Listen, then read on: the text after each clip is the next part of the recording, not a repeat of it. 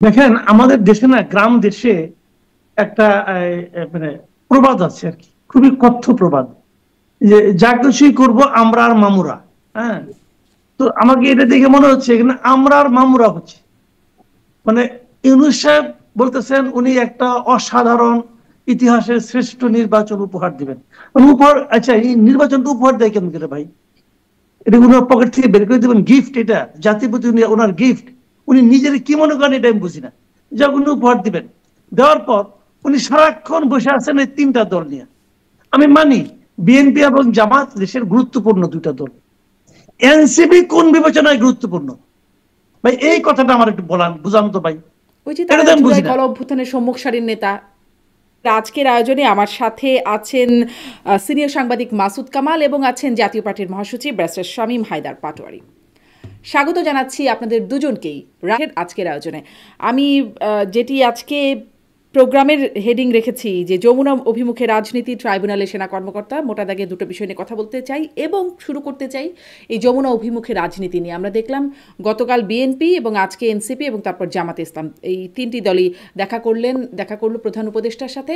আমি আপনাদের কাছে শুরুতে একটু মোটা দাগে আপনাদের বিশ্লেষণ জানতে চাই মাসুদ কামাল আপনার কাছ থেকে, যে কি মনে হলো এই বৈঠকগুলো, কতটা গুরুত্বপূর্ণ বা এখান থেকে খুব আলোচ্য কি কি বিষয় আপনি খুঁজে পান গুরুত্ব দেওয়ার মতো?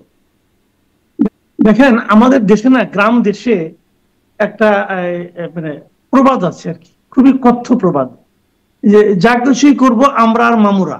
হ্যাঁ, তো আমাকে এটা দেখে মনে হচ্ছে এখানে আমরা আর মামুরা হচ্ছে। মানে ইউনূস সাহেব বলতেছেন উনি একটা অসাধারণ ইতিহাসের শ্রেষ্ঠ নির্বাচন উপহার দিবেন।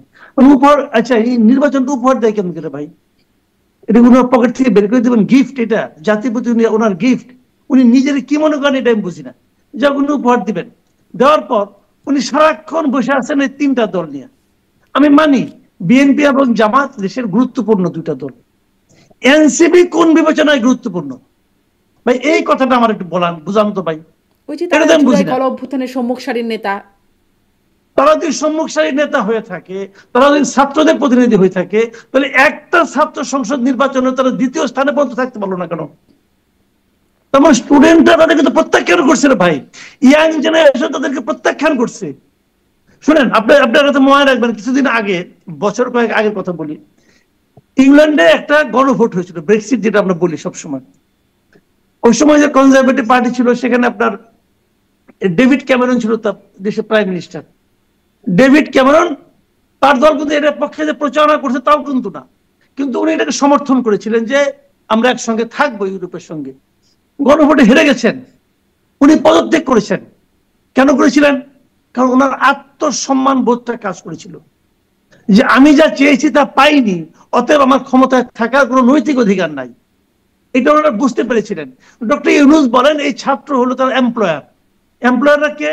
তারা পুরো যুব সমাজের প্রতিনিধি, ছাত্রদের প্রতিনিধি। সেই প্রতিনিধি যেই দিন ডাকসু নির্বাচন তাদের ভরাডুবি হইল, 3 নম্বরও হইতে পারে না ভাই, 3 নম্বরে থাকতে পারে নাই। ওই দিন তো ডক্টর ইউনূসের উচিত ছিল যে যাদেরকে আমার এমপ্লয়ার মনে করেছিলাম তাদেরকে তো জনগণ চায় না, তারা তো জনগণের প্রতিনিধি না, তারা স্টুডেন্টদের প্রতিনিধি না, তারা থাকা উচিত না, তারা তাহলে কি জনাব রিজাইন মাসুদ করা কামাল, উচিত ছিল। তাহলে আমি অবশ্য প্রসঙ্গের একটু বাইরে তবুও একটু জিজ্ঞাসা করি, তাহলে কি এই কারণেই তাদের যে একটা, আপনারাও কিংস পার্টির তকমা সবাই দিচ্ছে মানে এনসিপিকে, সেখান থেকে কি তারা এখন সরে যাচ্ছে? কারণ জুলাই সনদ স্বাক্ষর অনুষ্ঠানে তারা ছিল না, তাদেরকে রেখেই প্রধান উপদেষ্টা বললেন সমস্ত রাজনৈতিক নেতা, সমস্ত জাতি একমত হয়ে এই জুলাই সনদ স্বাক্ষর করছেন। তাদের কথা বললাম একবার তো উচ্চারণ সমস্ত করেন। জি। জাতি মানে যে আমরা আর মামুরা, এর বাইরে আর কেউ নাই। আচ্ছা আপনি আমাকে বলেন আওয়ামী লীগকে আপনি নিষিদ্ধ করছেন, স্থগিত করছেন, ঠিক আছে, আওয়ামী লীগ আসতে পারবে না। তাহলে এটা বললে তো বলবো যে আমার সঙ্গে এই যে জাতীয় পার্টির একজন প্রতিনিধি আছে, আমি তার পক্ষে বলতেছি। তার পক্ষে না, আমি কিন্তু জাতীয় পার্টি পছন্দ করি না, তার ভূমিকা যেন আমি তার বরঞ্চ সমালোচনা বহুবার করছি। কিন্তু আপনি আমাকে বলেন জাতীয় পার্টিকে আপনি ডাকলেন না কোন বিবেচনায়, কোন কারণে ডাকলেন না? আপনি আপনি এই পার্টিকে নিষিদ্ধ করছেন? করেন নাই তো। স্থগিত করছেন? তাও তো করেন নাই। এটা কিন্তু পলিটিক্যাল পার্টি না, পলিটিক্যাল পার্টি তো। এই পার্টিকে আপনি ডাকলেন না কেন? কারণ এটা আপনার পছন্দ, আপনার ইচ্ছা। এইটাই আপনার কাছে, এইটাই হলো পক্ষপাতহীন, এইটাই হলো আপনার মানে আপনার কি বলে এটাকে, নির্দলীয় নিরপেক্ষতা। নিরপেক্ষতার এই ডেফিনেশন দিয়ে ভাই চলে না। আপনারা নিজেরা মানে এদের ভাব দেখে মনে হচ্ছে জানেন এই দেশটা হলো একটা বিরাট এই কেকটাকে আমার মামুরা ভাগাভাগি খাবো। ভাই এইভাবে গণতন্ত্র প্রতিষ্ঠা হয় না। তার মানে কি জনাব মাসুদ কামাল, মানে নিরপেক্ষতা যে চাওয়া হচ্ছে সব দলগুলো যে তাহলে এই আমরা আর মামুদের মধ্যেই এখন নিরপেক্ষতা, মানে কে আমরার পক্ষে কে মামুরার পক্ষে যেন না চলে যায়, এই নিরপেক্ষতায় চাওয়া হচ্ছে। এটাই তো এখন এই নিরপেক্ষতা হচ্ছে, আমাদের নিরপেক্ষ দেখতেছি। ওনারা মনে করেন আমরা কিছু বুঝি না। ভাই এদেশে প্রধান উপদেষ্টা আছে, সরকার আছে, পলিটিক্যাল পার্টি আছে, এর বাইরে সবচেয়ে বড় স্টেকটা কারা? এটা হলো জনগণ, সাধারণ মানুষ। মানুষ কি বুঝে না? মানুষ এগুলো আলোচনা করে না? করে। মানুষ এগুলো আলোচনা করে, মানুষ ছি করে এদেরকে নিয়ে করে। আপনি ওই ফেসকে আপনার ভোট বাহিনী আছে যেমন চালাইলেন, বললেন দুনিয়া ওই পৃথিবী, বিষয়টা এরকম না। বিষয়টা এই দেশে অনেক ভোটার আছে, তারা কেন্দ্রে যে চাইবে আমার মার্কাটা, যে মার্কে আমি জীবন ভোট দিয়েছি সেই মার্কেটায়, নৌকা মার্কেটা কোথায়, আঙ্গুর মার্কেটা কোথায় খুঁজবে? এটাকে জাসদের লোক দেখবে যে মার্কেটা কোথায়। আপনি তাদের জন্য কি রাখছেন বিকল্প? আবার বলেন আপনি নির্বাচনে ভোট দিবেন, এটা কোনো নির্বাচন হবে নাকি? অলরেডি আমরা অনেক সময় বলতাম না যে এই সরকারে ইউনুসের সঙ্গে পশ্চিমা বিশ্বের সম্পর্ক খুব, বলতাম তো। কি বলছে ওরা? 6টা মানবাধিকার সংস্থা তারা কি বলছে? যে আপনি এইভাবে নিষিদ্ধ করতে পারেন না। ভাই দল নিষিদ্ধ করে গণতন্ত্র প্রতিষ্ঠা করা যায় না, স্বৈরতন্ত্র প্রতিষ্ঠা করা যায়। জি, এটা নিয়েও আমি একটু পরে কথা বলবো যে তাহলে এই যে চাপ, মানবাধিকার সংস্থা বলি বা বিদেশে ইন্টারভিউ দেওয়ার সময় একরকম চাপের মুখে পড়ছেন, আবার এদিকে আওয়ামী লীগের মিছিল দেখা যাচ্ছে, এগুলোর একটা প্রভাব সামনের নির্বাচনে একটা ফ্যাক্টর হয়ে দাঁড়াবে কিনা এটা পরের আলোচনায় আসি। কিন্তু আমি যে প্রশ্নটি করছিলাম শামীম হায়দার পাটোয়ারী, আপনার কাছ থেকে একটু শুনি, আপনি 3 দলের বৈঠকে গুরুত্বপূর্ণ কি মনে হলো, কি হলো আসলে আপনার দৃষ্টিতে? দেখুন, অনেকগুলো পলিটিক্যাল ডাইমেনশন শুরু হয়েছে। তার মধ্যে একটা হচ্ছে যে 6টি মানবাধিকার সংগঠন ইনক্লুডিং হিউম্যান রাইটস ওয়াচ তারা ক্যাটাগরিক্যালি আওয়ামী লীগের ব্যান লিফটের কথা বলেছে, এবং আমি আইনজীবী হিসেবে মনে করি ব্যান ইম্পোজটা সম্পূর্ণভাবে ত্রুটিযুক্ত ছিল। বিচারাধীন কোনো মামলা না থাকা অবস্থাতেও বিচারাধীন মামলার দোহাই দিয়ে বিচারাধীন থাকা পর্যন্ত আওয়ামী লীগের কার্যক্রম নিষিদ্ধ করা হয়েছে, এবং নির্বাচন কমিশন একটা স্বাধীন প্রতিষ্ঠান হিসাবে এটা ডেফার করতে পারতো। নির্বাচন কমিশন একই দিনে সেটাকে কার্যকর করে নিবন্ধনও বাতিল করে দিয়েছে সাময়িকভাবে। নিবন্ধন সাময়িকভাবে বাতিল করার কোন সুস্পষ্ট বিধান ইলেকশন কমিশনের যে আইন আরপিও তে নাই। সেই প্রশ্নগুলোর উত্তর কিন্তু আসলে সরকার দিতে পারবে না। দ্বিতীয় যেটি হচ্ছে, একই সাথে এখন দেখা যাচ্ছে গণভোটের দাবি উঠছে। এই গণভোটটা হবে কিনা, আগে হবে না পরে হবে, বা হবে কিনা আদৌ, গণভোটের কোনো বিধান এই মুহূর্তে সংবিধানে নাই। এই মুহূর্তে গণভোট করলে এটা অসাংবিধানিক হবে। এর আগে এরশাদ স্যারের সময় গণভোটের বিধানের ব্যতিক্রম গণভোট হয়েছে, ওনারা এটা পরে পার্লামেন্টে রেটিফাই করেছে। জিয়াউর রহমানের সময় হয়েছে, তখন ওটা কালচার ছিল, তখন ওটা ভ্যালিড ছিল যে মার্শাল ল হতো, মার্শাল ল অ্যাডমিনিস্ট্রেটর কিছুদিন পর গণভোট করতো, কিছুদিন পর দল করতো, সেই দলটা আবার ভোটে ক্ষমতায় আসবে, এই সিকুয়েন্সটা ছিল। এবং সেখানে সেই গণভোটে কিন্তু আরেকটা কথা বলা হতো, পরবর্তী ইলেকশন পর্যন্ত এই সরকারকে দেশ চালানোর ক্ষমতা দেওয়া হলো। একবার যদি গণভোট করে ফেলে ভোটের আগে, এরপরে ভোট পিছিয়ে দিলেও এই সরকার ওই গণভোটের ম্যান্ডেট দিয়ে কিন্তু দীর্ঘদিন ক্ষমতা থাকার অধিকারী হতে পারে। এরকম একটা ঝুঁকি আমি দেখি। কিভাবে সেটা কিভাবে, মানে গণভোটে নিশ্চয়ই এটা থাকবে না পয়েন্ট যে সরকার কি আরো দীর্ঘদিন থাকবে নাকি ফেব্রুয়ারিতে নির্বাচন দিয়ে চলে যাবে, এরকম কিছু তো নিশ্চয়ই থাকবে না। একটা লাইন ছিল জিয়াউর রহমানের সময় এবং এরশাদ সাহেবের সময় যে পরবর্তী নির্বাচন না হওয়া পর্যন্ত এই সরকার কন্টিনিউ করবে, পরবর্তী নির্বাচন না হওয়া পর্যন্ত। তখন কোনো নির্বাচন না হয় তখন এই সরকার কন্টিনিউ করবে। গণভোটের পিছনে, ভোটের দিনের আগে গণভোটের দাবির পিছনে আমি এরকম একটা সম্ভাবনাও দেখি। এর সাথে যুক্ত হয়েছে ডেফিনেটলি সেনা সদস্যদের আজকে আইসিসি ট্রাইব্যুনালে তারা উপস্থিত হয়েছে, তারা আইনের প্রতি শ্রদ্ধাশীল, ওয়ারেন্টের প্রতি শ্রদ্ধাশীল থেকে এসেছেন। আমি মনে করি এটা একটা ভালো দিক। তবে এটার কারণে অবশ্যই সেনাবাহিনীতে মিশ্র প্রক্রিয়া হবে, এবং সেনাবাহিনী এই মিশ্র প্রক্রিয়া, সেনাবাহিনী দেশের সার্বিক নিরাপত্তা, সার্বিক মব প্রতিরোধ এবং সামনের ভোটে ফুল সাপোর্ট দিতে পারবে কিনা, কতটুকু দিবে, এই সমস্ত বিষয় বিবেচনা আছে। তো আমি মনে করি সবগুলো বিষয় নিয়ে ডক্টর ইউনূস স্যার যেটা করেন, কিছু হলেই সবাইকে ডেকে তার স্ট্রেংথ দেখান, এবং স্ট্রেংথ তার ব্র্যাকেট বদলি স্ট্রেংথ, তার স্ট্রেংথের জায়গাটা কিছু দলের মধ্যে ঘুরপাক খাচ্ছে, উনি সেখানেই আছেন।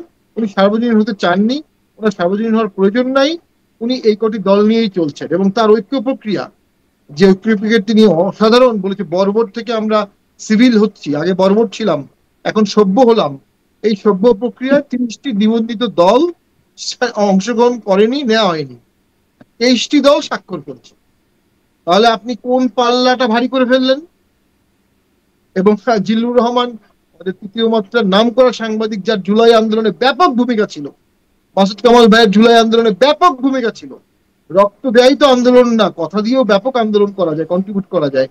জিল্লুর সাহেব বলেছেন যে এটা নাটক, আমি নাটক দেখতে যাব না, স্পষ্ট করে ফেসবুক পোস্ট দিয়ে বলেছেন। মাসুদ কামাল জিনিসটা অশ্বডিম্ব বলেছেন, আমি যদি ভুল না করি, বলেছেন কি নাকি আমি আসলে মিলিয়ে ফেলছি? অশ্বডিম্ব বলেনি, আমি বলছি এই নাটক হচ্ছে, নাটকটি আমরা হ্যাঁ পরে অশ্বডিম্ব বলেছেন। তো ওই যে যে জিনিসটি সার্বজনীন হলো না, সেই জিনিসটা টেকসই হবে কিভাবে? এটা পক্ষের হয়ে গেল, এক পক্ষের হয়ে গেল, উনি পক্ষ করে ফেললেন, ভাগ করে ফেললেন, দুটো ভাগ করে দিলেন নিজেই। এর সাথে আমি দেখা করব, অমুক দলের সাথে দেখা করবো না, অমুকদেরকে ডাকবো, অমুকদেরকে ডাকবো না। তার মানে এটা হচ্ছে সম্পূর্ণরূপে পিক এন্ড চুজ, স্বেচ্ছাধীন, এবং এটাকেই স্বৈরাচারী আচরণ বলে। আপনি যখন কোনো ফ্রেম রুলস এর বাইরে শুধুমাত্র নিজের ইচ্ছা মাফিক ডিসিশন গুলো নিবেন, বাস্তবায়ন করবেন, সেটাই এক ধরনের স্বৈরাচারী আচরণ অবশ্যই বলা যাবে। এক্ষেত্রে তার সবচেয়ে শক্তিশালী হ্যান্ড জামাত, কোনো সন্দেহ নেই। বিএনপির সাথে তিনি টানাপোড়েন রেখে আবার ঠিক করেন, আবার টানাপোড়েন করেন, আবার ঠিক করেন, কিন্তু তার মেইন স্ট্রেংথের জায়গা ছিল জামাত এবং এনসিপি। এনসিপি ডাকসুতে সহ সমস্ত ছাত্র নির্বাচনে খারাপ করেছে, কারণ এনসিপির সাথে জামাতের গভীর রিলেশন ছিল, আছে। এনসিপির অনেকে শিবির করতো, এরকম আমরা শুনি।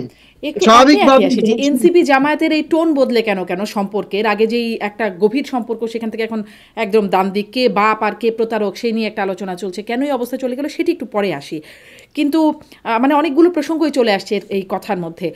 একদম একটুখানি বলছিলেন যে আপনি জুলাই সনদের কথা, আসলে দেখছিলাম আমি 56টি নিবন্ধিত দল, তার মধ্যে এখন পর্যন্ত মনে স্বাক্ষর করেছে 25টি দল, গণফোরাম পরবর্তীতে আবার স্বাক্ষর করেছে, কিন্তু তাতে প্রধান উপদেষ্টা দাবি করছেন সমস্ত রাজনৈতিক দল, সমস্ত জাতি ঐক্যমত হয়ে স্বাক্ষর করেছেন। আমি একটু আজকের যে বৈঠক হলো সেটি নিয়ে আসি। জনাব মাসুদ কামাল, আমি দেখছিলাম যে এনসিপি গেল প্রথমে, পরে জামাত গেল, কিন্তু এটি কি আপনি বুঝতে পারেন বা কিছু তথ্য আছে জামাতের আমির কেন যাচ্ছেন না? জামাতের আমির কেন জুলাই সনদ স্বাক্ষর অনুষ্ঠানে গেলেন না, কেন আজকের বৈঠকে গেলেন না, সেটি কি বুঝতে পারেন? মানে তিনি খুব একটা যাচ্ছেন না কেন? যাচ্ছেন না, উনি মনে করছেন যে ওনার প্রতিদ্বন্দ্বিতা বিএনপির যিনি আপনার দলীয় প্রধান, উনি যাচ্ছেন না। উনি তো যেতে পারছেন না, দেশের বাইরে, এরকম একটা কারণ আছে ওনার।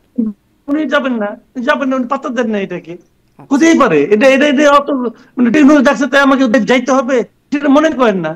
ডক্টর ইউনূসকে ওই মাপের লিডার, ওই মাপের মনে করেন না, যান নাই, কোনো সমস্যা নাই। তো বিষয়টা হলো আপনাকে দেখেন, এই যে এই বৈঠকের নিয়ে আলোচনা করি, দেখেন কালকে গেল আজ দুটো দলগুলো, এই তিন দলের মধ্যে কমন কথাটা কি? একটা কমন কথা আছে, সেটা হলো তিন বলেছে যে উপদেষ্টাদের মধ্যে কেউ কেউ আছে যারা পক্ষপাত দুষ্ট, বলেছেন। বিএনপি বলেছেন, আজকে জামাতও বলেছে। আর নাহিদ ইসলাম মানে এনসিপি প্রধানমন্ত্রী আরো 2 দিন আগে বলেই রাখছেন যে এরা এতটাই পক্ষদুষ্ট যে এরা সেফ এক্সিট জন্য পলিটিক্যাল লিডারদের সঙ্গে লিজ করছেন, বলছেন না? বলছেন। তাহলে কি একজন লিয়াজ কখন পালাইতে কখন চায়? যখন তার মধ্যে অনেক দুর্নীতির অভিযোগ, অনেক অন্যায়ের অভিযোগ তার মধ্যে আছে, সে নিজেও জানে, অতএব সে ভাবে যে আমাকে পালায়ন করাটাই এখন সবচেয়ে ভালো হবে, এবং সেই জন্য সে লাইন ঘাট খুঁজতেছে। এই তো, তাহলে ওনার উপদেষ্টার মধ্যে একাধিক ব্যক্তির অভিযোগ আছে, তিনটা দলেরই আছে। আর দলগুলিও তারা বলে আছে, কিন্তু নাম বলে না। নামগুলি কে বাই করবে? পাবলিক। এই পলিটিক্যাল পার্টিগুলোকে পাবলিক কি মনে করে যে আমি একটা জিগজ্যাগ পাজল দিয়ে দিলাম আর পাবলিক সলভ করে? তোমার যদি মেরুদণ্ড থাকে তুমি নাম বলো কেন? লজ্জা পাও না? পাও, কি পাও বলো? এই ধরনের মানে নপুংসক পলিটিক্যাল পার্টি আমাদের দেশের ক্ষমতা, আমাদের এটা সহ্য করতে হবে। আমি এই ধরনের মেরুদণ্ডহীন পলিটিক্যাল পছন্দ করি না। আপনি পারলে বলেন, না আপনি বললেন, যখন জিজ্ঞাসা করেন কে, আপনারা বুঝেন, কারণ আমি বুঝে নেবো আমার কি শেখা, শেখা তো আপনার, অভিযোগ তো আপনি করছেন, আমি বুঝবো কেন? আপনি আমাকে বোঝান, আমাকে বোঝানো তো আপনার, সেটা আপনি পারবেন। আবার পলিটিক্যাল পার্টি রাষ্ট্র ক্ষমতায় নেবেন, দেশ পরিবর্তন করবেন, নিজেদের ক্যারেক্টার পরিবর্তন করেন। তিনটা দলের কি অবস্থা আমি দেখতে ধরে নিলাম আছে, যদি বলে আপনার তো ভাই নাম নাই, আমি তো বুঝতে পারছি নাকি বাদ দিব, তখন তারা কি ডক্টর বলতেই পারে আমার তো বোধ বুদ্ধি যাচ্ছে না, কার কথা বলতেছেন, কাজে আমি কারো বাদ দিইনি। তখন এইগুলি কি, এই লোকগুলি কি বলবে? এই লোকগুলি হয়েছে কি জানেন, চতুর, এই জন্য চতুর্য পরিচয় দিচ্ছে। এরা বলা চেষ্টা করছে পরে যাকে হারবে অথবা ঝামেলা করবে। আমি আগেই বলেছিলাম ওখানে কত সমস্যা আছে, সমাধান করলেন না কেন? তখন ডক্টর ইউনূস বলবে আপনি আগেই ছিলেন সমস্যায়, কিন্তু সমস্যা কোথাও তো খেয়ে দেন নাই, কাজে আমি সমস্যা খুঁজে পাই নাই। তাহলে কি এখন জনাব মাসুদ কামাল আপনি মনে করেন যে ডক্টর ইউনূস এখন আসলে কোনো ব্যবস্থা নেবেন না, মানে সবাই বললেন আপত্তি জানালেন কিন্তু কোনো ব্যবস্থা হবে না? আপনি শিওর ধরে রাখেন কিচ্ছু করবে না উনি। উনি যদি করতো, ওনার যদি মধ্যে সেন্সটা কাজ করতো যে বিতর্ক নিয়ে একজনের উপদেষ্টা হওয়া ঠিক না, তাহলে উনি কালকেই করতেন। দেখেন আমি একটা উদাহরণ দিই আপনাকে। সোমবার এই আসিফ বা সজীব ভুইয়া ভেরিফাইড ফেসবুকে একটা তালিকা দিচ্ছে ভারত সঙ্গে কি কি চুক্তি ছিল, উনার সরকার এসে কোনটা কোনটা বাতিল করলো। 14টা চুক্তি দিয়েছে, দিয়া 10টা বাতিল করছে, আর কয়েকটা স্থগিত, কয়েকটা পুনর্বিবেচনা, এভাবে উনি দিয়ে দিয়েছে তালিকাটা। উপরে আবার নিচে মন্তব্য করছে যে এই অন্তর্বর্তীকালীন সরকার আসার পর তারা গবেষণা করে দেখছে বাদ দিতে। পরের দিন মানে 24 ঘন্টা যাওয়ার আগে তৌহিদ হোসেন পররাষ্ট্র উপদেষ্টা বলতেছে না, অনেকগুলি 14টার মধ্যে অনেকগুলি চুক্তি যেগুলি এক্সিস্টই করে, চুক্তি নাই, করবেন কি আপনি? বলছে তাহলে কি হলো, আসিফ বাবু সজীব ভুইয়া যাকে মিথ্যা বলার মাধ্যমে বিভ্রান্ত করার চেষ্টা করেছে, মিথ্যা বলার মাধ্যমে পুরো দেশকে উনি আমাদের পার্শ্ববর্তী একটা দেশের উপরে ব্যাপারে ক্ষিপ্ত করে তুলতে চেয়েছে। মিথ্যা বলার মাধ্যমে আওয়ামী লীগের বিরুদ্ধে পুরো দেশটাকে ক্ষিপ্ত করে তুলতেছে, এইটার অ্যাক্ট করার দরকার নাই। তো সেই মিথ্যা মিথ্যা কথা বললো, মানুষকে বিভ্রান্ত করার চেষ্টা করলো। ডক্টর ইউনূস ছিল তখন যে বাবা তো যোগ্য না, তুমি বাড়ি যাও, এবার বলতে পারছে? সে তো তাকেও ডরায়। ডক্টর বলবে বুড়া মানুষ, সে মনে আমার মনে হয় মাঝে মাঝে শান্ত নেয় দেখতে হবো, একটু ভুলে যায়। আসলে না শর্ট টার্ম আমার মনে হয় হতে পারে বয়সজনিত কারণে ভুলে যায়। তো এই কারণে এগুলো হচ্ছে। আমি তো অজ্ঞ লোকে এনে দেওয়া হচ্ছে, দেশটাকে ডুবিয়ে দিচ্ছে। জনাব মাসুদ কামাল, একটা কমন বিষয় বললেন আপনি যে সব দলের উপদেষ্টাদের বিষয়ে, কিছু উপদেষ্টাদের বিষয়ে আপত্তি জানিয়েছে, কিন্তু কারা তারা কেউ স্পষ্ট করেন নাই। আরেকটা মনে হয় কমন বিষয় আছে, জনপ্রশাসনের নিয়োগ বদলি, ডিসিএসপিদের পদায়ন, এই বিষয়টি নিয়েও 3টি দলই কিন্তু তাদের আপত্তি বা অভিযোগের কথা জানিয়েছে। এটা নিয়ে একটু পরে আসি আপনার কাছে। কিন্তু শামীম পাটোয়ারী, আপনার কাছ থেকে একটু, আপনি বলছিলেন যে গণভোট সেটি সংবিধানে নাই। এনসিপি কিন্তু গণভোটের সাথে সাথে আরও একটা দাবি করছে যে সাংবিধানিক আদেশ জারি করবেন ডক্টর ইউনূস, এবং সেটি সংবিধান বহির্ভূতভাবেই দিতে হবে। ধরুন সংবিধান বহির্ভূতভাবে গণভোট, সংবিধান বহির্ভূতভাবে এই যে সাংবিধানিক আদেশ, এগুলো যদি হয়, পরবর্তীতে সেটি কি বাধ্যবাধকতা তৈরি করতে পারবে নাকি, মানে কোনো দল চাইলে কি সেটি অস্বীকার করতে পারবে, নাকি তাদের উপর একটা বাধ্যবাধকতা তৈরি হয়েই যাবে? না, চাইলে তো অস্বীকার করতে পারবেই। তাদের 5th অ্যামেন্ডমেন্ট, 7th অ্যামেন্ডমেন্ট যেগুলো ছিল সেগুলো তো পরে বাতিল করা হয়েছে। তবে সাধারণত এরকম কিছু করা হলে পরবর্তী সরকার সাথে সাথেই সেটাকে বাতিল করে না।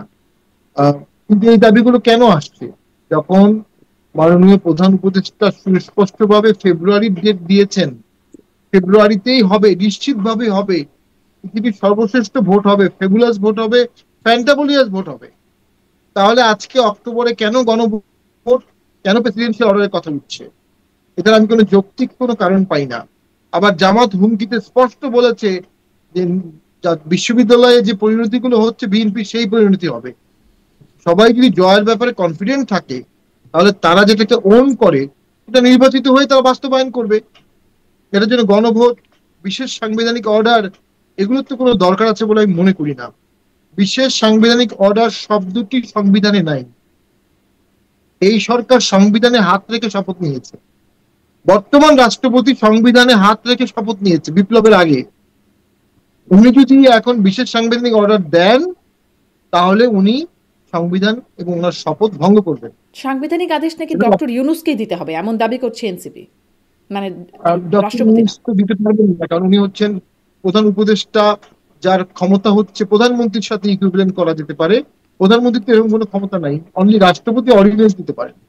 অথবা বিভিন্ন সময় আমরা দেখেছি প্রেসিডেন্সিয়াল অর্ডার দেওয়া হয়েছিল যখন সংবিধান থাকতো না। আর যতবার মার্শাল ল অ্যাডমিনিস্ট্রেটর আসছে বা গণভোট হয়েছে তখন কিন্তু কনস্টিটিউশন সাসপেন্ড থাকতো, সেই জন্য গণভোট হয়ে এটাকে জাস্টিফাই করে তারপরে আবার কনস্টিটিউশন রেস্টোর করে আবার ভোট করা হতো। ওটা তো একটা অন্য কাঠামো।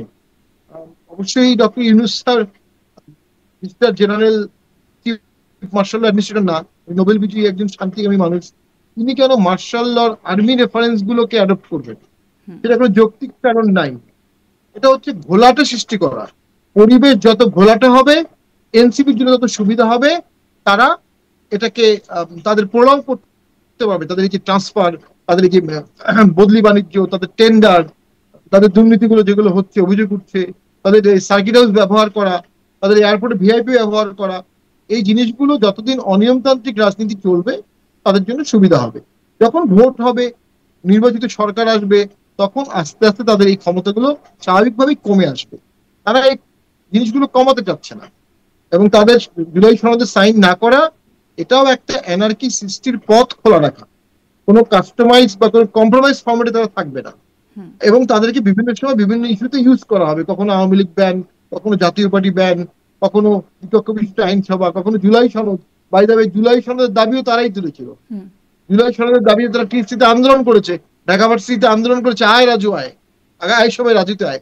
এখন তারা সেখানে স্বাক্ষর করলো না, পৌন করলো না।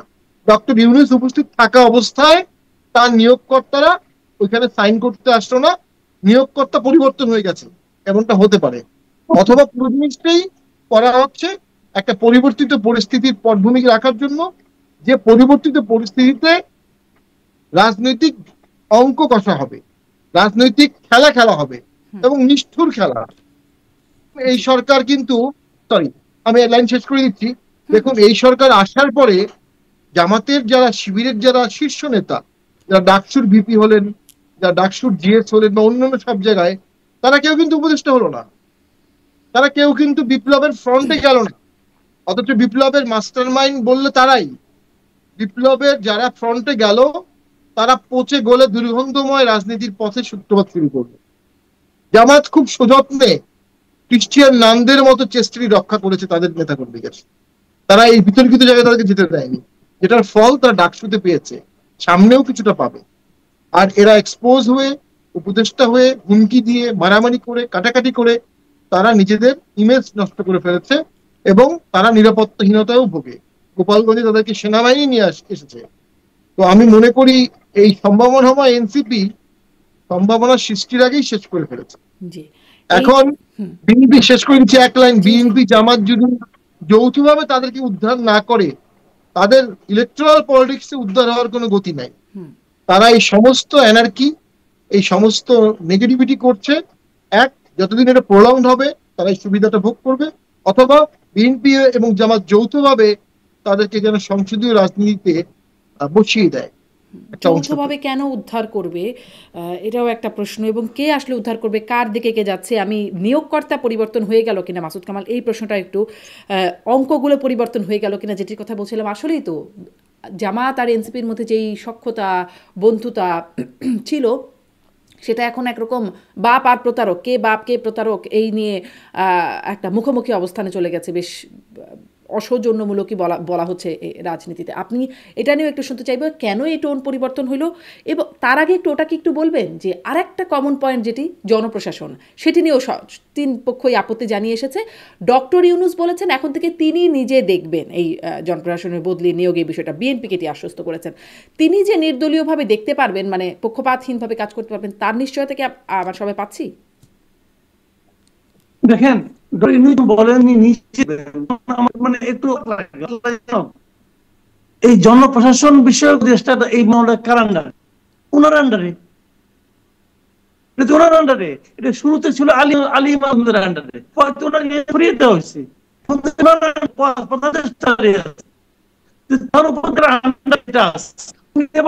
কি দেখবেন?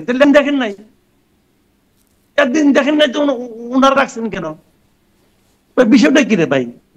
মানে এইগুলো যেন কি ওই ছেলে কথাবার্তা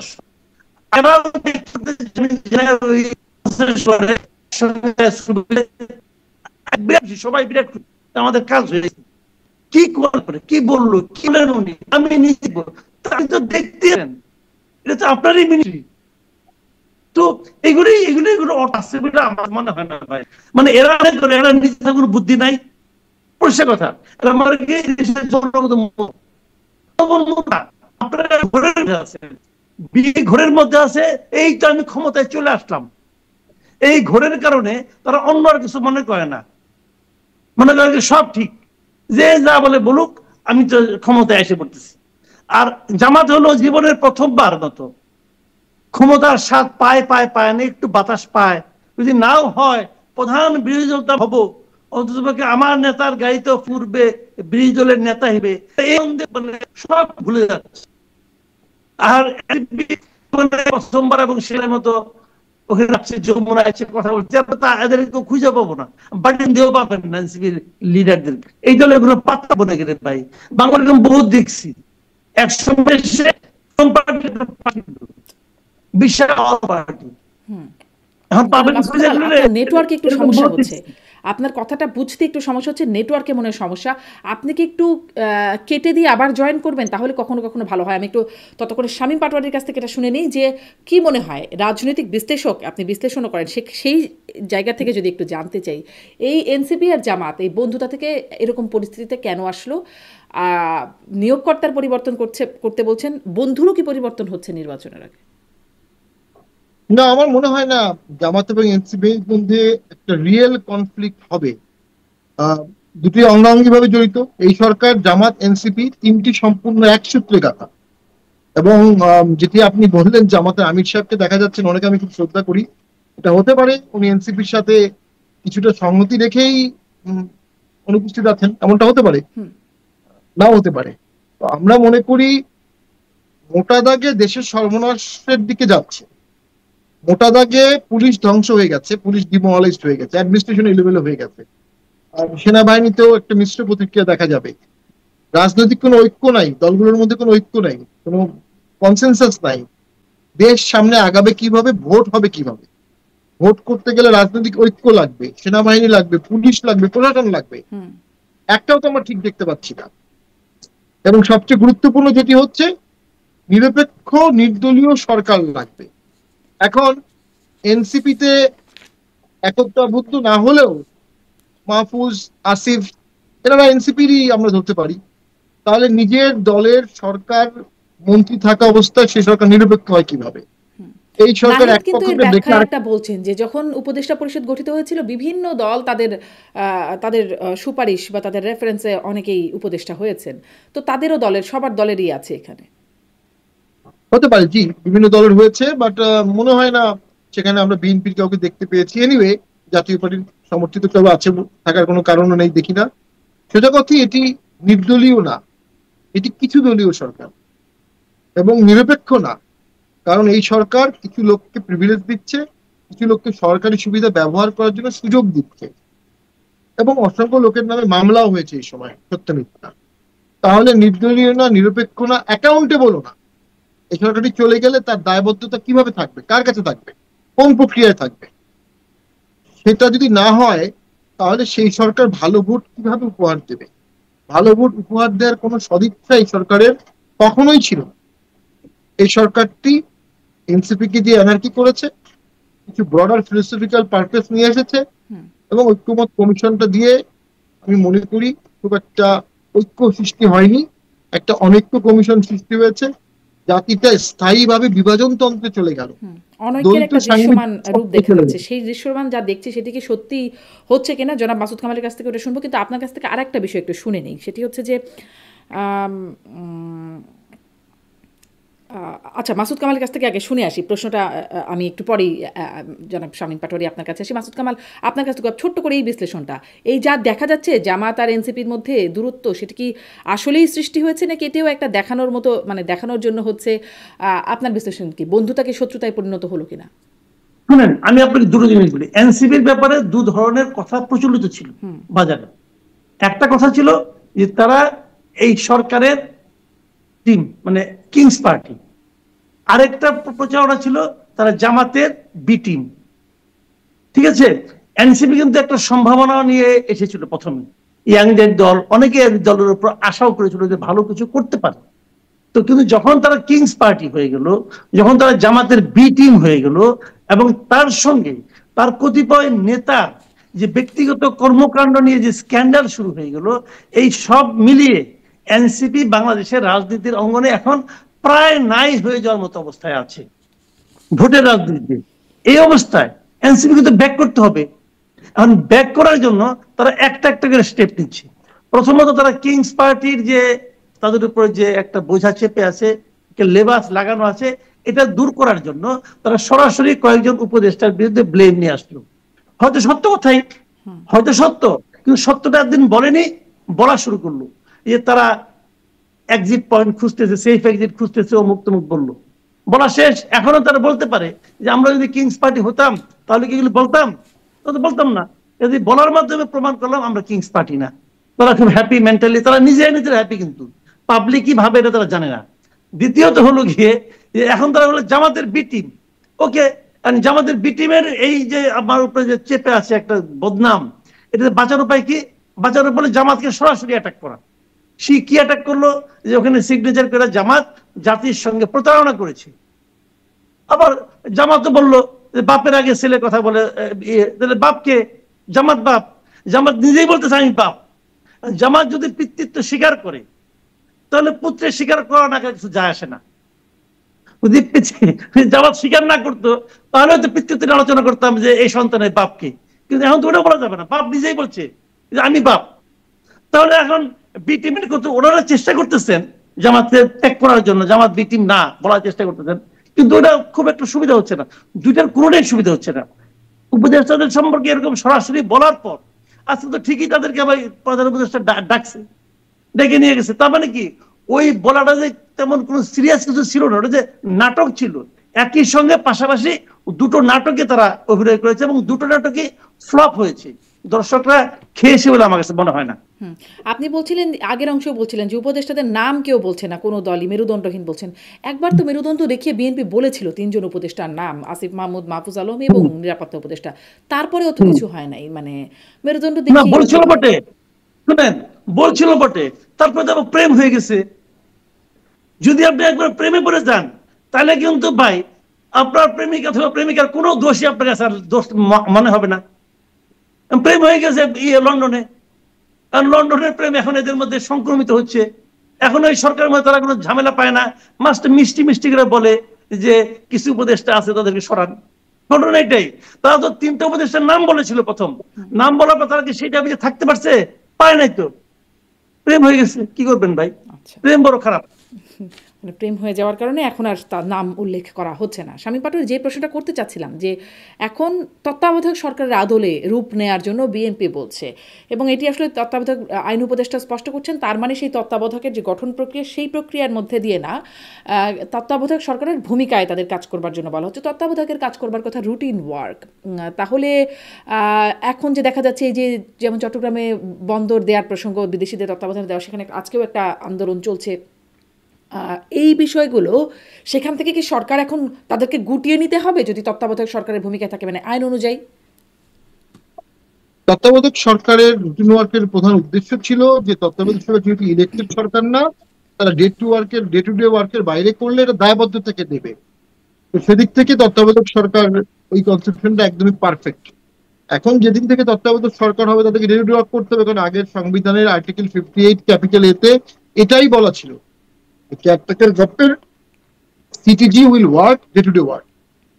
আরেকটা ছিল টেনুর 3 মাস, আরেকটা হলো কম্পোজিশন। এই কম্পোজিশনে এসে কিন্তু সমস্যা হবে, কারণ ওখানে বলা ছিল ইমিডিয়েট পার্ট চিফ জাস্টিস হবে, যেটা মিস্টার জাস্টিস ওবায়দুল শাহিন, তিনি রিজাইন করেছেন। তাকে পাওয়া না গেলে তার আগের অ্যাপিলেট ডিভিশনের 2 জন জাজ, তাকে পাওয়া না গেলে 2 জনের যে কোনো একজন, সেটা ডক্টর ইউনূস হতে পারে। বাট সেখানে বলা আছে সকল দলের সাথে অংশগ্রহণ করে আলোচনা করে 2 জন ঠিক করতে হবে, সকল দল। তারপরে যদি কেউ না থাকে রাষ্ট্রপতি, ক্যাটার গভর্নমেন্ট হেড রাষ্ট্রপতি হতে পারে, ইয়াজউদ্দিন সাহেব হয়েছিলেন ওই সময়। যদি ক্যারটেকার গভর্নমেন্ট ফিরে আসে এগুলো কি বর্তমান সরকারের সাথে অ্যাডজাস্টেবল হবে? এইগুলোর আমার মধ্যে দিয়ে যে যাবেন না সেটি আইন ব্যক্তিগত উপদেষ্টা অবশ্য স্পষ্ট করছেন যে এই প্রক্রিয়া না, তত্ত্বাবধায়ক সরকারের নিরপেক্ষ ভূমিকা পালন করার জন্য বলছেন। হ্যাঁ, মানে এটা বলছেন যে নিরপেক্ষতার কারণে বলছেন, বাট তত্ত্বাবধায়ক বললেই এটা হবে। একটা হতে পারে যে অ্যাপিলেট ডিভিশনে যে রিভিউটা পেন্ডিং আছে, সেই রিভিউটা আলোচনা করে পলিটিক্যাল সাইডটা আলোচনা হচ্ছে। কারণ ওই রিভিউতে যদি রিভিউ একসেপ্ট হয়, তাহলে আপনার কেয়ারটেকার আর ফিরে আসবে, কেয়ারটেকার বাতিল, সাথে সাথে বাতিল হয়ে যাবে। যখন কেয়ারটেকার ফিরে আসবে, তখন বর্তমান গভর্নমেন্ট আর গভর্নমেন্ট থাকবে না, তখন কেয়ারটেকার গভর্নমেন্টই ফর্ম করতে হবে। তো সেই জায়গায় ডেফিনেটলি ডিসকাশনটা, যেটা আপনার প্রথম প্রশ্নে আবার ব্যাক করি, আমি এটা মিস করে গেছিলাম, এটার কারণেও ডক্টর ইউনূস তিনটি দলকে ডাকছেন যে এখন কেয়ারটেকার গভর্নমেন্ট করব না আমি এভাবে থেকে কেয়ারটেকার গভর্নমেন্টটা মতো করে কাজ করব। সেটাই মির্জা ফখরুল সাহেব বলেছেন যে এই সরকারি কেয়ারটেকার মতো কাজ করতে হবে। তো কেয়ারটেকার বললেই তো আর কেয়ারটেকার হয় না, কেয়ারটেকারে তো আর দলীয় সদস্য থাকবে না। তো এখানে যেমন আমরা মাহফুজ সাহেব আছেন, আসিফ সাহেব আছেন, এটা তো দলীয় এনসিপির সাথে সংযুক্ত, অথবা সংযুক্ত না হলেও একসাথে আন্দোলন করেছে, একই মতাদর্শের আছে। তো নির্দলীয় তো হতে হবে। এই নির্দলীয় জায়গায় তো এখানে কাঠামোগত সমস্যা দাঁড়াবে। মানে তো খোদ প্রধান সবচেয়ে বড়, উপদেষ্টা তাদের নিয়োগকৃত, মানে সেখানে যদি প্রশ্ন তোলে হ্যাঁ, তাহলে তো এভাবেই প্রশ্ন তোলা যায়। কিন্তু প্রধান সেই উপদেষ্টা জায়গাটিতেও নিজেও আসলে বলেছেন কেউ যে আমার বলছে না বলে আইন উপদেষ্টা নিয়োগকর্তা মানে মনে হয় বলছিলেন। একটু এবারে এই প্রসঙ্গে আসি, দেখা যাক মানে আর কি সেদিকে কোনো দিকে অগ্রগতি হয় কিনা, ঠিক বোঝা যাচ্ছে না যে সামনে অগ্রগতিটা কেমন হবে। একটু আসি সেনা কর্মকর্তাদের আজকে ট্রাইব্যুনালে তোলা হলো, তাদেরকে জেলে কারাগারে পাঠানোর নির্দেশ দিয়েছেন আদালত। ব্যারিস্টার শামীম পাটোয়ারি, পুরো প্রক্রিয়ায় আইনগত জায়গায় কোনো অসুবিধা দেখেন নাকি সঠিকভাবেই সেনাবাহিনীকে ধন্যবাদ জানানো হয়েছে, দেশপ্রেমিক সেনাবাহিনী এরকমভাবে বিশেষায়িত করা হয়েছে, আপনি কত সমস্যা দেখেন কি নাকি ঠিকঠাক? বিষয়টি খুবই বোথ ওয়ে স্পর্শকাতর। যারা গুম হয়েছে তাদের ফ্যামিলির আহাজারি, যে অন্যায়ভাবে গুম করা হয়েছে, এটা ইতিহাসের নির্মমতম ঘটনা। সংসদে আমি সংখ্যা সহ বলেছিলাম, in front of Sheikh Hasina 560 জনের গুমের অভিযোগ আছে, সরকার জবাব দিতে পারেনি 560 জনের। অ্যান্ড দেন আসেন বিচার, বিচার তো হতেই হবে। এই সরকার গত এক বছরে ইন্টারন্যাশনাল ক্রাইমস ট্রাইব্যুনাল অ্যাক্ট 1973 4টা অ্যামেন্ডমেন্ট করেছে, 4বার বড় বড় অ্যামেন্ডমেন্ট। অ্যাবসেন্সিয়া ট্রায়ালের বিধান ছিল না, অ্যাবসেন্সিয়া ট্রায়ালের বিধান নিয়ে আসছে। গুমের বিচার ছিল না, গুমের বিচার নিয়ে আসছে। চাকরি করলে সাথে সাথে সাসপেন্ড হবে, সেটা নিয়ে আসছে। এবং লাস্টলি কারো বিরুদ্ধে যদি অভিযুক্ত হয়, অভিযুক্ত হলে তিনি ভোট করতে পারবে না, কনভিক্টেড না, অভিযুক্ত। আমাদের সংবিধান বলছে প্রেজাম্পশন অফ ইনোসেন্স, যতক্ষণ পর্যন্ত কনভিক্টেড হবেন না, প্রেজাম্পশন সারা পৃথিবীতে এটা আছে। আর এখানে বলা হলো আপনি চার্জশিট দিয়ে দিলেই, চার্জশিট দিচ্ছে কে? প্রসিকিউশন। প্রসিকিউশন কে? এক্সিকিউটিভ। এক্সিকিউটিভ কে? সরকার। মানে সরকার যাদেরকে তাদেরকে চাবে ভোটে রাখবো না, তাদেরকে যুদ্ধাপরাধী ট্রাইব্যুনালের অভিযোগে অভিযুক্ত করে দিবে, তারা আর ভোট করতে পারবে না। কনভিক্টেড হলেও এটা যুক্তিযুক্ত হতো। এই 4টি অ্যামেন্ডমেন্ট করা হয়েছে শুধুমাত্র এই ট্রায়াল গুলোকে অ্যাকিউজডের বিরুদ্ধে নিয়ে যাওয়ার জন্য, অ্যাকিউজডের পক্ষে না।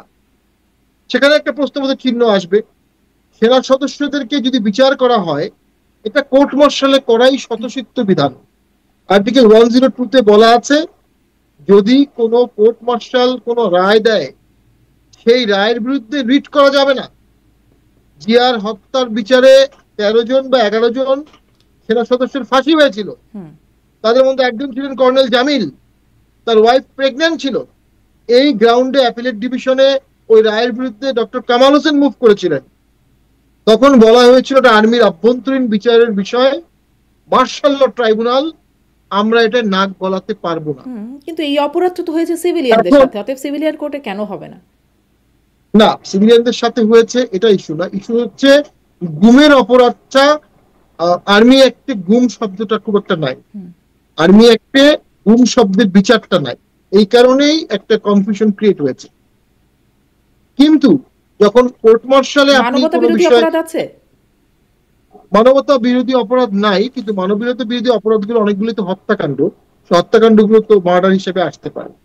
এখন আইসিটি ট্রাইব্যুনালও কনস্টিটিউশনে গ্যারান্টিড একটা প্রতিষ্ঠান, যার বিরুদ্ধে মানবাধিকারের বিধানগুলো কার্যকর হবে না। অর্থাৎ মানবাধিকার বিধান ভায়োলেশন করে যদি ল করা হয় ইন্টারন্যাশনাল ক্রাইমস ট্রাইব্যুনালে, অন্য সব আইন মানবতা বিরোধী হলে, হিউম্যান রাইটস বিরোধী হলে সেটা আনকনস্টিটিউশনাল হবে, আইসিটির আইনগুলো হবে না। এই প্রোটেকশন গ্যারান্টিটা আমাদের সংবিধানে দেয়া আছে। তবে আইসিটির রায়ের বিরুদ্ধে, আদেশের বিরুদ্ধে রিট হতে পারে, এটা কিন্তু বাধা নেই। কিন্তু মার্শাল ল কোর্টের আদেশের বিরুদ্ধে রিট হবে না। অর্থাৎ আর্মি অ্যাক্ট এবং আর্মিদেরকে কনস্টিটিউশন সেপারেট করে দিয়েছে। সেখানে এটা একটা গ্রে এরিয়া। এই গ্রে এরিয়ায় ভিকটিম পক্ষ যৌক্তিকভাবেই বলতে পারে যে আমরা আইসিটি ট্রাইব্যুনালেই এনাদের বিচার চাই। আবার সেনা সদস্যরা বলতে পারে আমি সেনা সদস্য, আমি চেইন অফ কমান্ডে কাজ করেছি, আমার ফিলোসফি, আমার দর্শন ট্রাইব্যুনাল যেটা বুঝবে, সিভিলিয়ান কোর্ট সেটা বুঝবে না। এটা দ্বন্দ্বময়, গ্রে এরিয়া, দুই পক্ষেই যুক্তি দেওয়া যায়। স্বতঃসিদ্ধ বিধান হচ্ছে গ্রে এরিয়ার ক্ষেত্রে যুক্তিটা অ্যাকিউজডের পক্ষে যাবে। এবং সামনে যদি ফেব্রুয়ারিতে ভোট হয়, ঠিক এই মোমেন্টে এই বিচারটা পলিটিক্যালি কতটা কারেক্ট, জি, এই প্রসঙ্গে একটু জনাব মাসুদ কামালের কাছ থেকে শুনতে চাই, এই মুহূর্তে বিচারটা পলিটিক্যালি কারেক্ট কিনা, এই পলিটিক্যালি এর ইম্প্যাক্ট আছে কিনা, বা নির্বাচনের উপরে এর কোনো প্রভাব পড়বে কিনা। যদিও এখন সেনাবাহিনী বা সেনাপ্রধানকে এটার জন্য সাধুবাদ জানানো হচ্ছে যে তারা বিচার প্রক্রিয়ায় সহায়তা করছেন, সামনে আসলে এর কোনো প্রভাব আছে মনে হয়? এবং এই প্রক্রিয়াটা সম্পর্কে আপনার যদি একটু মূল্যায়ন থাকে বলবেন। দেখেন, একটা জিনিস হলো কি, পলিটিক্যালি প্রভাব পড়বে কেন সেটা আমি বলি। সেনাবাহিনীর বিরুদ্ধে যে সমস্ত অভিযোগ আনা হয়েছে, এই অভিযোগগুলো তো আসলে পলিটিক্যালি ছিল। এই অপরাধগুলো তো পলিটিক্যাল অপরাধ। পলিটিক্যাল গভর্নমেন্ট সেনাবাহিনীকে এখানে তার হাতিয়ার হিসেবে ব্যবহার করেছে।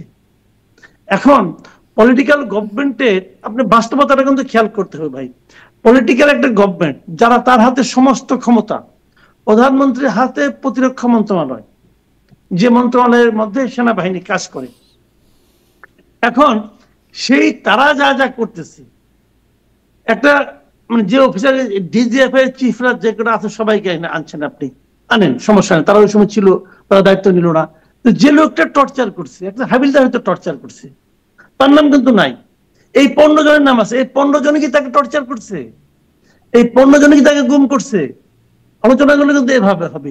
এই যে আমার এখানে যে কারণে আপত্তি, যেটা আমার আপত্তিটা হলো গিয়ে যে এই যে আপনার যারা তদন্ত করেছে, যারা তদন্ত করে তদন্ত রিপোর্ট এখানে দিয়েছে, প্রসিকিউশন যারা, তাদের যোগ্যতা এবং তাদের নিরপেক্ষতা এবং তাদের কার্যক্রম কি রাজনীতি দ্বারা প্রভাবিত ছিল কিনা, এই প্রশ্নগুলি কিন্তু জরুরি। কারণ আপনি এমন একটা তদন্ত করেছেন যে তদন্তের পর জাস্ট খালি অভিযোগটা সাবমিট করার সঙ্গে সঙ্গেই সে তার চাকরি হারাবে, সে তার অন্য অনেক নাগরিক অধিকার হারাবে, কেবলমাত্র অভিযোগটা সাবমিট করলো। এখন অভিযোগ সাবমিট করা কিন্তু সাজা না। অনেক অভিযোগ, অনেকের বিরুদ্ধে হত্যা অভিযোগ থাকতে পারে, আপনি নিজেও আইনের ছাত্র, আপনি জানেন। তাহলে সেখানে তো অভিযোগ করা মাত্রই যদি তাকে আপনি সমস্ত নাগরিক সুবিধা থেকে তাকে আপনি বাতিল করে দেন, তাহলে তো যে প্রসিকিউশন সে ইচ্ছে করলে আরো তার ব্যক্তিগত সত্যতা থাকার কারণে আরো 10 জন লোকের নাম এখানে ঢুকাই দিতে পারে। কারণ যে ঢুকাবে সে কি মানুষ না? সে তো এই মাটিরই মানুষ রে ভাই। এই মাটি বড় উর্বর, এই মাটির থেকে যা গজায় সব উর্বর জিনিসপত্র খেতে বেরিয়ে আসে। এই মাটির থেকে শেখ হাসিনাও গজাই ছিল, তো সবই তো ছিল। কাজেই উনি তো ফেরেশতা না রে ভাই।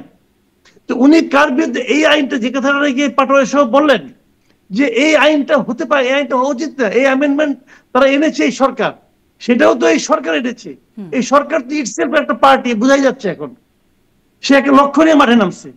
সে তো সারা দেশের সাধারণ মানুষকে গণতন্ত্র দেওয়ার জন্য নামে নাই রে ভাই।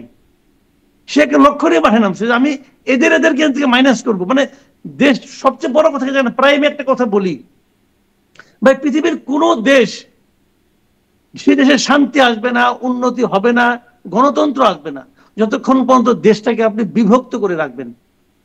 এই কাজটা আওয়ামী লীগ করতো। আওয়ামী লীগ 15টা বছর ধরে এই জাতিকে বিভক্ত করার চেষ্টা করছে, স্বাধীনতা চেতনা বিরোধী এই সমস্ত বলে। এই গভর্নমেন্ট এসে সেই একই কাজ আরো দ্রুত বেগে, আরো প্রবল বেগে করতেছে। চেতনা মেতনা এখনো চেতনা আছে, কিন্তু যে কোটার কথা বলে আন্দোলন করছে এখনো সেই কোটা তারা নতুন ভাবে প্রয়োগ করতেছে। তো একই তো ওই যে যে লাউ সেই কদু একই জিনিস হচ্ছে। একটা প্রশ্ন একটু করি, করে তারা একটা আবার প্রশ্ন গণতন্ত্রে যাচ্ছে। একটা প্রশ্ন একটু করি। এই প্রশ্নটা আমি শামীম পাটোয়ারির কাছেও ছোট্ট করে, আমি শেষ পর্যায়ে একদম ছোট করে দুজনের কাছ থেকে শুনবো যে ডিফেন্স লয়ার যিনি আছেন এম সারওয়ার হোসেন, তিনি একজন সাবেক সেনা কর্মকর্তা।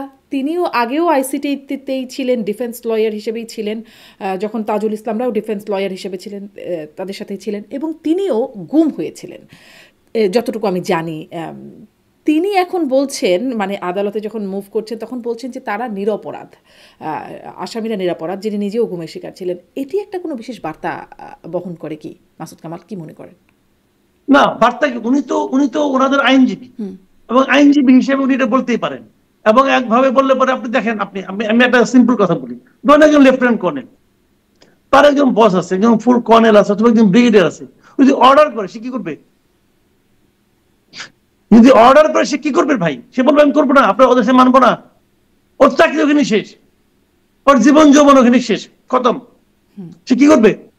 তাহলে আপনি এইভাবে যদি খুঁজতে যান, অর্ডার দিতে আপনি মাথায় যাবেন, পুলিশের একই কথা, কে অর্ডার করছে, কোথেকে অর্ডারটা আসছে, খুঁজতে খুঁজতে যাবেন, আইজিবি যদি থাকবেন, কোনো সমস্যা নাই, আইজিবি তো রাস্তা কি। কিন্তু ইল্লিগাল অর্ডার কি মানতে তারা বাধ্য? ওটা খাতায় কলমে বাধ্য নয়, বাস্তবে না মেনে দেখান তো কে চাকরি করতে পারছে, দেখান। বাস্তবে ঊর্ধ্বতনের অর্ডার অমান্য করে আর্মিতে কে চাকরি করতে পারছে? একটা এক্সাম্পল দেখান না, বাংলাদেশের স্বাধীনতার পর থেকে এখন পর্যন্ত দেখান না, পারবেন আপনি? পারবেন না দেখাতে। কিন্তু এমন ভয়াবহ অপরাধের দায় সব ঊর্ধ্বতন কর্তৃপক্ষকে দিয়ে দেওয়া সম্ভব? সম্ভব না। আপনি পুরো লট ধরেন, তাহলে পুরোটা ধরেন, সমস্যা তো নাই। আপনি কতটুকু কি করছেন, আপনি সম্পূর্ণ এটাকে আরো ডিপলি আপনি কি করেন, এটাকে তদন্ত করেন। কিন্তু এরকম একটা অবস্থা রেখে আপনি যদি চট করে তাকে বলেন যেহেতু তোমার বিরুদ্ধে অভিযোগ আসছে, অতএব তুমি হাত করা পেরে তুমি যাও, তোমার চাকরি বাকরি কিছু নাই, এটা হলো ভাই? এখানে অনেক কিছু আছে, এত সহজ নয়। যত দ্রুত করা হচ্ছে না, আমি বলি আপনাকে, যুদ্ধ অপরাধে অনেককে ফাঁসি দেওয়া হয়েছে আগের গভর্নমেন্ট আমলে, সেখানেও কিন্তু অনেক কিছু দেখা হয় নাই, অনেক বিতর্ক হয়েছে, এবং আন্তর্জাতিক মানের হয়েছিল কিনা সন্দেহ। কিন্তু যারা তখন প্রসিকিউশনে ছিল তারা কিন্তু দাবি করেছিল এটা আন্তর্জাতিক মানের হচ্ছে। ঠিক সেই একই শব্দগুলো আমাদের তাজুল ইসলাম সাহেব এখন করতেছে, আন্তর্জাতিক পর্যায়ে মামলা হচ্ছে। তো সব উকিল সাহেব তো নিজের আসামিকে বলে আন্তর্জাতিক পর্যায়ে সে নির্দোষ, সে আন্তর্জাতিক পর্যায়ে নির্দোষ হয়ে যায় সব উকিলের কাছে। তো হয়তো রে ভাই, তো হইলে আপনি কি করবেন? কোনটা সত্য কোনটা মিথ্যা বুঝবেন কেমন করে? কারণ দুইটা তো 2 মিনিট আছে এখানে, তো কোনো মানে মাঝখানে যিনি থাকবেন তিনিও তো যার জায়গা মতো থাকতে পারছেন। আচ্ছা, আগে যারা বিচারক ছিল, যারা এদেরকে ফাঁসি দিল, অমুক করলো তমুক করলো, তারা বিচারক ছিল না? ছিল তো বিচারক। তো ওই বিচারকদের বিচার হয় না কেন? এতগুলি লোককে ফাঁসি দিল, হয় না কেন? হয় না। যে হাইকোর্টের যে উকিল, এই যে জাজ, হাইকোর্টের যে বিচারপতি ডক্টর ইউনূসের বিরুদ্ধে রায় দিল যে 666 কোটি টাকা ওটাকে দিতে হবে, সেই জাজ সরকার পরিবর্তন হওয়ার পর সেই রায় লিখতে পারে না কেন? বলেন, কেউ লিখতে পারলো না? যে লিখতে পারলো না তাহলে সে আগের বার অন্যায় করছে, অথবা পরে এখন অন্যায় করতেছে।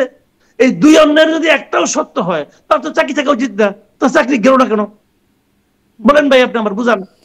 এইগুলি করবেন উত্তর মনে হয় না, আর ভাববেন যে দেশের সাধারণ মানুষ বিচার বিভাগের উপর আস্থা রাখবে? হয় না এটা ভাই, এটা হয় না। মানুষকে বিভ্রান্ত করতে পারবে না। মানুষ যে সমস্ত প্রশ্ন নিয়ে ঘুরে, মানুষের উচ্চারণ করার জায়গা নাই, বলার জায়গা নাই। কাকে বলবে? বলবে একদিন, সময় সুযোগ আসবে আবার বলবে। যেমন হাসিনার সময় ক্ষোভ দিয়ে ঘুরে বেড়াইতো, একদিন চান্স পাইছে দেখাই দিছে, আরেকদিন চান্সের অপেক্ষা আমরা বসে আছি। অনেক ধন্যবাদ জনাব মাসুদ কামাল। ব্যারিস্টার শামীম পাটোয়ারি, ওই প্রশ্নটা করছিলাম যে এটা কোনো বিশেষ বার্তা বহন করে কিনা, যে ডিফেন্স লয়ার, তিনি নিজেও গুমের শিকার, তিনিও আগে আন্তর্জাতিক অপরাধ ট্রাইব্যুনাল ডিফেন্সে ছিলেন, এবং তিনিও সাবেক সেনা কর্মকর্তা। এখন তিনি বলছেন যে যাদেরকে দায়ী করা হয়েছে তারা নির্দোষ হিসেবে তিনি আদালতে মুভ করছেন। এর কি কোনো বিশেষ বার্তা আছে? না, উনি যদি স্পেসিফিক্যালি এই অভিযুক্ত কারোর বিরুদ্ধে অভিযোগ তুলে থাকেন তাহলে উনি মামলা করতে পারবেন না কনফ্লিক্ট অফ ইন্টারেস্ট। তিনি স্পেসিফিক এদের বিরুদ্ধে কোনো বাই নেম কারোর বিরুদ্ধে অভিযোগ করেননি। না, আপনি একটা প্রশ্ন তুলেছেন যে আর্মি একটি মানবতা বিরোধী অপরাধের বিচার করা যাবে কি না, crime against humanity. Army act amendment করে ফেলতে পারতেন এই সময়, প্রয়োজনে আর্মি অ্যাক্ট অ্যামেন্ড করে কোর্ট মার্শাল এটার বিচার হবে, এটা করতে পারতেন। 2 হচ্ছে সিস্টেমেটিক কিলিং হতে হবে, অনসিভিলাইজড সিস্টেমেটিক। এটা সিস্টেমেটিক হয়েছিল কিনা আমি এভিডেন্স দেখিনি, আমি বলতে পারবো না। আর এটা chain of command, prime minister থেকে শুরু করে সৈনিক পর্যন্ত ইনভলভ। আপনি সিঙ্গেল আউট করলেন কিভাবে? তারা ঠেকাতে পারেনি, বাধা দিতে পারেনি, এটা কিন্তু অপরাধ হবে কিনা আমি জানি না। দুই হচ্ছে, আপনি বলেছেন ইললিগাল অর্ডার মানতে বাধ্য কিনা। বন্দুকের নলের ডগায় চাকরি করছেন, ইললিগাল এই বিচার করার ক্ষমতা নাই। আপনাকে অর্ডার দেওয়া হবে, আপনি ফলো করবেন। The soldiers they follow orders. তাদের চিন্তা করার ক্ষমতা দেওয়া হয়নি, কারণ তাদের হাতে অস্ত্র দেওয়া হয়েছে। তাদের চিন্তা করে আমি গুলি করবো কি করবো না, বাই দিন বাংলাদেশ দখল হয়ে যেতে পারে। তা যদি চিন্তা করে আমি এই ইললিগাল গুলি করব না, তাকে কোয়ার্টার মার্শাল যেতে হবে, কোয়ার্টার গার্ডে যেতে হবে। কিন্তু নিজের দেশের এই সিভিলিয়ানকে এভাবে নিয়ে টর্চার করবে, এটি কিভাবে অর্ডার হইতে মানে? অবশ্যই খুবই খুবই অন্যায়, ন্যাক্কারজনক। কিন্তু আপনি কাকে ধরবেন না কাকে ছাড়বেন, কে দায়ী কে দায়ী না? বিডিএফ এর চিফ দায়ী, তাহলে তো ওনারা তো প্রাইম মিনিস্টারকে রিপোর্ট করতেন, prime minister direct order follow করতেন। তাকেও তো দায়ী করা সেই হয়েছে। অর্ডারটা তাকে দায়ী করা হয়েছে, কিন্তু তিনি অর্ডার দিয়েছেন, এরা অর্ডার ফলো করেছে। তো চাকরিজীবী লোককে আসলে কতটুকু দায়ী করা যাবে? খুব গ্রুসম অপরাধ, এই কথাগুলো ভিকটিমরা কখনো শুনতে পছন্দ করবে না, কিন্তু আসলেই চাকরিজীবী লোককে আমরা কতটুকু দায়ী করতে পারবো, এটার একটা বিষয় রয়ে গেছে। আরেকটা কথা আপনাকে বলি, অপারেশন ক্লিন হার্টের কথা মনে আছে না আমাদের? অপরাধী ধরে ধরে মারা হয়েছিল, নিরীহ লোক মারা গিয়েছিল, প্রচুর বামপন্থী থিওরিস্টকে মারা হয়েছিল 2004-5 সালে, একইভাবে র্যাব দিয়ে সিস্টেমেটিক্যালি সিভিলাইজেশনের উপরে। ওটাও তো মানবতা বিরোধী অপরাধ, একসময় ওটাও আসবে। বা সংখ্যা দিয়ে ধরেন কোনো বিচার গোপালগঞ্জ করবে না। গোপালগঞ্জ যেভাবে আমার সেদিন একজন সেনা কর্মকর্তা, একজন ব্রিগেডিয়ার জেনারেলের সাথে কথা হচ্ছিল আমার আরেকটি অনুষ্ঠানে। তিনি বলছিলেন যে হত্যা, গুম এগুলো আসলে এগুলোর বিচার সিভিলিয়ানেই হবে, হতে পারে আর কি। তো গোপালগঞ্জেও যেভাবে সেনাবাহিনীর গুলিতে মানুষ মরলো, এবং একটা খুব আলোচিত ছবি, বুটের নিচে মানুষের, সাধারণ মানুষের মানে মাথা, এরকম একটা ছবি আসলো, এটাও কি আসলে এই আদালতে বিচার্য বিষয় হয়ে উঠতে পারে কিনা? দেখুন, রাষ্ট্র খুব জটিল কম্পোজিশন, অনেক কিছুই সামনে হবে। যেহেতু আপনি দরজাটা খুলে দিলেন, প্যান্ডোরাটা খুলে দিলেন, ভিকটিমদের দাবি ছিল, যৌক্তিক দাবি ছিল, সেখানে খুললেছেন, কিন্তু প্যান্ডোরাটা খুললে আসলে খুব ভয়ঙ্কর। দেখুন, আমি মানে দায়িত্ব নিয়ে বলছি না, বিএনপি কিন্তু ঠিক জিয়াউর রহমানের হত্যাকাণ্ডের ব্যাপারটায় খুব নাক গলায়নি, কারণ সেনাবাহিনীর ভিতরে একটা ঘটনা, এটাকে বের করে নিয়ে আসা খুব টাফ, খুবই কঠিন। এবং বঙ্গবন্ধু কিন্তু বলেছিল আমি সাধারণ ক্ষমা ঘোষণা করে দিলাম টোটালি। 90 সালে যখন এরশাদ স্যার পদত্যাগ করলেন, তখন বাংলাদেশের স্পিকার, প্রধান বিচারপতি সবাই বহাল তবিয়তে ছিল, সেনাপ্রধান বহাল তবিয়তে ছিল, সেনাবাহিনী বহাল তবিয়তে ছিল। হ্যাঁ, তখন এত গ্রুসম অপরাধ হয়নি, এত ব্রুটালিটি ছিল না, কিন্তু রাষ্ট্র কাঠামোটা কেউ হাত দেয়নি। 2006-ও তাই হয়েছে। এই প্রথমে আমরা দেখলাম রাষ্ট্র কাঠামোটাকে হাত দেওয়া হচ্ছে। এটা পিছনে যুক্তি আছে, কিন্তু এটা কাউন্টার যুক্তিও অনেক আছে। আজকে যদি আপনার আরাকান আর্মি বাংলাদেশকে অ্যাটাক করে, আপনি সেনাবাহিনী ছাড়া কিভাবে দেশ রক্ষা করবেন? আজকে যদি ইভেন ভারতের সাথে রক্ষা করতে হয়, সেনাবাহিনী রক্ষা করতে পারবে? দেশে ক্যাটাস্ট্রফি হলে কে রক্ষা করবে? সেনাবাহিনী। সেই জায়গাটায় হাত দিতে গেলে অনেক চিন্তা ভাবনা করে হাত দেওয়া উচিত ছিল, ইন এ ডিগনিফাইড ওয়ে। যারা ব্যক্তিগত অপরাধ করেছে তাদের অবশ্যই শাস্তি হওয়া উচিত, কিন্তু অপরাধটা ব্যক্তিগত হতে হবে। এই সেনা কর্মকর্তাদের সাথে যারা ভিকটিম হয়েছে, তাদের কি কোনো পলিটিক্যাল এনিমিটি ছিল? তাদের কি কোনো ব্যক্তিগত দ্বন্দ্ব ছিল বা কোনো ওয়ার সিচুয়েশন ছিল?